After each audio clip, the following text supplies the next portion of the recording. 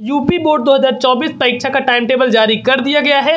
आपका 22 फरवरी से पेपर है, सभी को ये पता लग गया होगा। मैं सोचा कि एक वीडियो बना दूं जिसमें मैं बताते चलूं कि आपको किस दिन कौन सा पेपर है, क्योंकि इस तरीके के पेपर अच्छे से स्टूडेंट समझ नहीं पाए। मैं हालांकि बनाया हूँ ये, लेकिन इसमें सही समझ नहीं पाते हैं, इसलिए मैं सोचा ऐसे लिख कर ही बना देता हूँ। जैसे 22 तारीख को आपका हिंदी का पेपर है, ऐसे ऐसे भी आपको मैं सारे सब्जेक्ट के पेपर बता देता हूँ, कब आपका पेपर है, कैसे, और हाँ कैसे आपको तैयारी करनी है पेपर की। ये एक बहुत बड़ा क्वेश्चन है जो कि काफ़ी सारे स्टूडेंट्स के मन में आ रहा है कि चलो भैया हमारा टाइम टेबल तो जारी कर दिया गया है, आज से 2 महीने बाद हमारा पेपर शुरू है, आपके पास बचे हैं 2 महीने, मतलब 60 दिन, लगभग 70 दिन आपके पास है, 60 से 70 दिन है।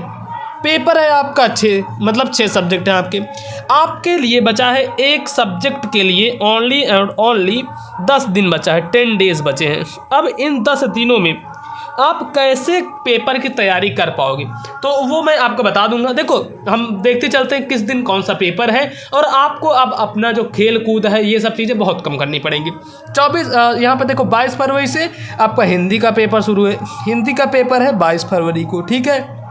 अब उसके बाद देखो हम नीचे बढ़ते हैं, हमारा जो 27 फरवरी है, 27 फरवरी को कौन सा पेपर है, गणित का पेपर।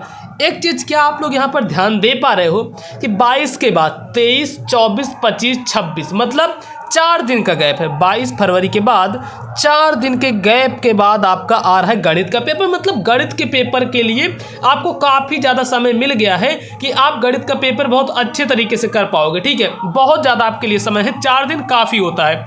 अब उसके बाद देखो फिर आता है हमारा 28 फरवरी जो कि संस्कृत का पेपर है।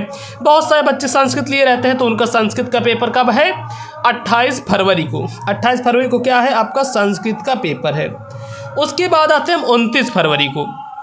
देखो 29 फरवरी को क्या पेपर है वो देखते हैं। तो 29 फरवरी को पेपर है विज्ञान का, आपके साइंस का पेपर 29 फरवरी, मतलब साइंस का पेपर 29 फरवरी को है। अब देखो जो बच्चे क्या है संस्कृत लिए होंगे उनके लिए देखो एक चीज़ क्या है कि उनका लगातार 3 पेपर एक साथ हो जाएगा। 27 को भी उनका पेपर है, 28 को भी पेपर है, 29 को भी पेपर है, लगातार उनका तीनों पेपर एक साथ हो जाएगा, जिसमें उनकी थोड़ी सी दिक्कत आ सकती है, लेकिन फिर भी आपको किसी भी प्रकार की दिक्कत नहीं लेनी है। जब तक मैं पढ़ा रहा हूँ आपकी तैयारी बहुत अच्छे तरीके से कराऊंगा। सारे पेपर्स मैंने बना लिए हैं, आपका चाहे हिंदी का पेपर हो, इंग्लिश का पेपर हो, मैथ का पेपर हो, आपका बहुविकल्पी प्रश्न, शॉर्ट आंसर, लॉन्ग आंसर, जितनी भी चीज़ है, मॉडल पेपर, सब कुछ मेरे पास है। बस आपको बस प्रोवाइड करना है, वो भी मैं अब आपको देने लगूंगा और आप बहुत अच्छे तरीके से पेपर में फोड़ कराएंगे। जैसे पिछली बार बच्चे 90% लेकर आए थे, 95 लेकर आए थे, ऐसे आप भी लेकर आएंगे।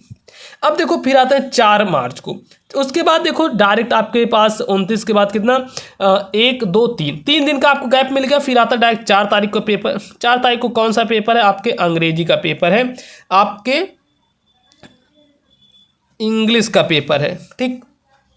4 मार्च को आपका इंग्लिश का पेपर। इंग्लिश के बाद देखो कुछ लड़कियों का रहता है जो कि गृह विज्ञान लिए रहते हैं, और कुछ लोग लड़के क्या है कंप्यूटर लिए रहते हैं, तो उनका पेपर है 5 तारीख को डायरेक्ट।